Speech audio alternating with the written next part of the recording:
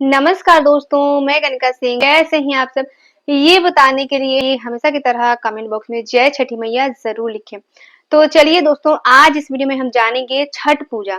छठ पूजा से जुड़ी बहुत सारी महत्वपूर्ण बातें, जैसा कि छठ पूजा मासिक धर्म में हम कैसे करें, मासिक धर्म में क्या नए वस्त्र हम पहन सकते हैं, मासिक धर्म में क्या हम सूर्य देव को अर्घ दे सकते हैं, कैसे हमें क्या करनी है, किन-किन बातों का हमें ध्यान रखना है, घर में कोई पूजा करने वाला नहीं है तो हम क्या करेंगे, बहुत सारी महत्वपूर्ण बातें आज इस वीडियो में हम जानेंगे। तो बने रहिए मेरे साथ मेरे चैनल पर।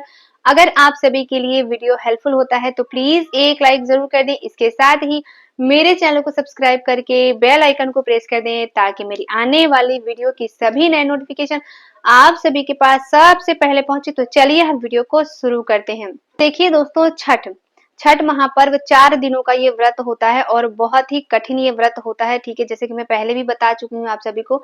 तो इस बार 2025 में छठ पूजा कब मनाई जाएगी?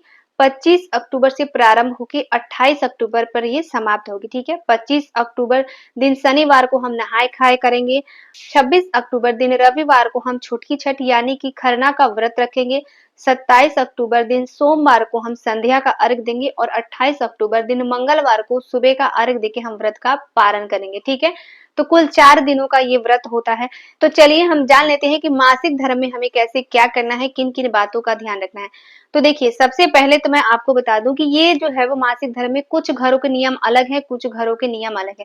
सबसे पहले तो मैं ये बात क्लियर कर दूं। देखिए, सबसे पहले मासिक धर्म में हम जो है वो 5 दिन में हम माता की पूजा करते हैं, जैसे कि मैं कई वीडियो में आप सभी को बता चुकी हूँ।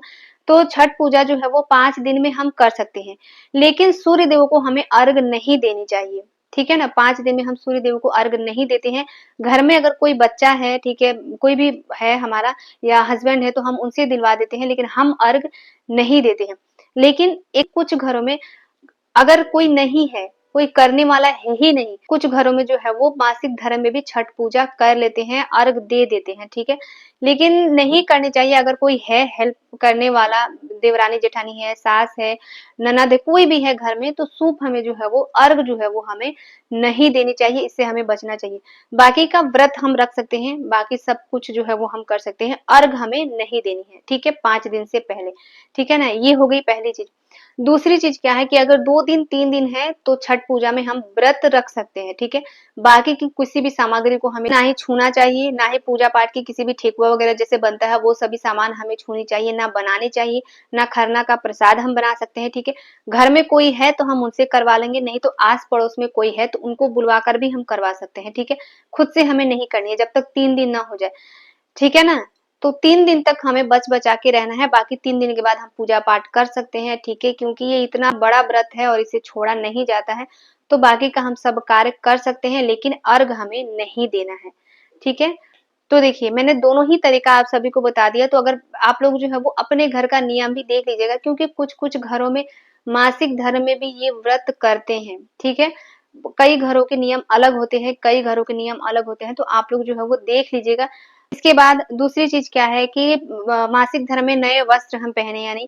तो देखिए, छठ पूजा कोरा वस्त्र पहनकर ही होता है। जूठे कपड़े पर या जूठे वस्त्र में मैं बोल दूं तो ये व्रत नहीं किया जाता, ना ही जूठी चूड़ियां वगैरह हम पहनते हैं।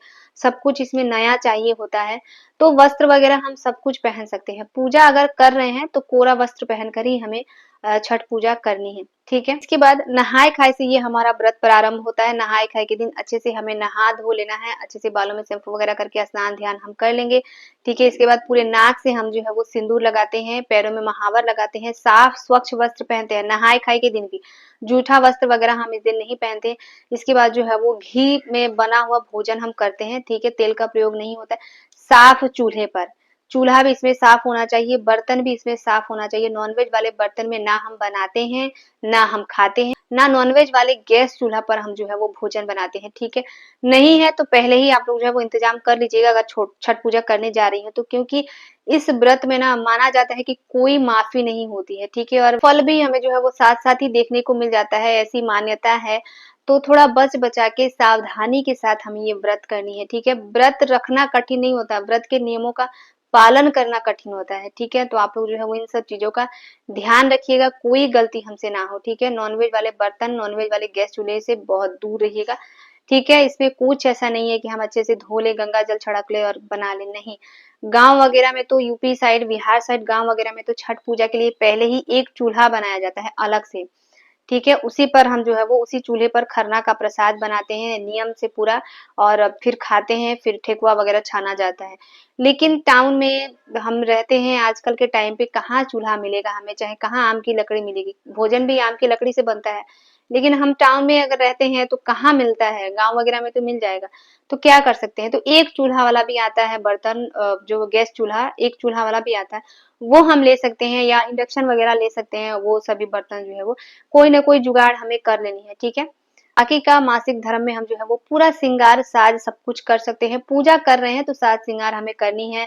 कुछ जगहों पे बोला जाता है कि छठ पूजा में श्रृंगार नहीं करनी चाहिए, मांग टीका वगैरह नहीं पहनते हैं, ठीक है, लिपस्टिक वगैरह नहीं लगाते हैं।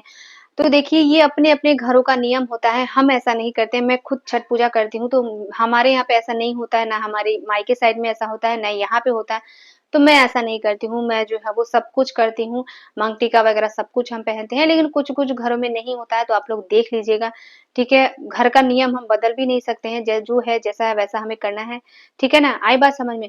तो आशा करती हूँ सारी बातें आप लोग को समझ में आई होंगी, सारी बातें क्लियर हो गई होंगी। तो मिलती हूँ मैं आप सभी से फिर एक नए वीडियो में, तब तक के लिए नमस्कार।